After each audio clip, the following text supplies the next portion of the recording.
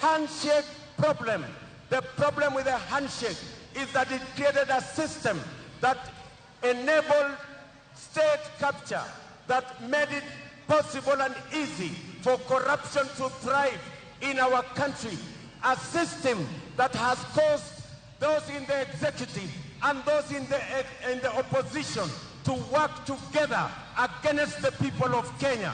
And that is why money that was meant for sick people in COVID was stolen at KEMSA by the collusion of those in government and those in the opposition.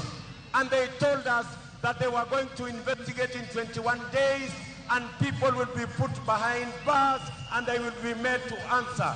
Today, it is 3 years since the money in KEMSA was stolen.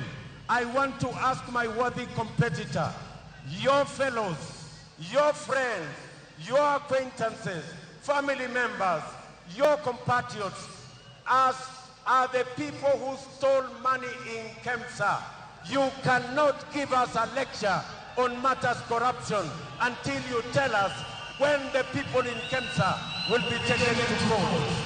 Let me tell you, we will not have a system where the leader of the opposition runs a laundry to clean people who have stolen from counties and have stolen from the people of Kenya. We will have a system that makes sure that we run an accountable system. And I want to promise the people of Kenya, we have the plan on how to make sure that the criminal justice system is given not just constitutional independence, but it is also given financial independence so that our criminal justice system can go after everybody, irrespective of who they are, irrespective of the office they hold, irrespective of the power they wield. And every Kenyan will make sure that their citizens and their resources are safe. The only way we can fight corruption effectively is when we build the institutions that are charged with managing and dealing with matters of theft, matters of corruption. And that is what the Kenya Kwanza plan has in store for the people of Kenya. Our competitors talk about corruption. We have a plan on how to fight corruption. We have a plan on how to build the institutions that will deal with corruption firmly, decisively, and with finality.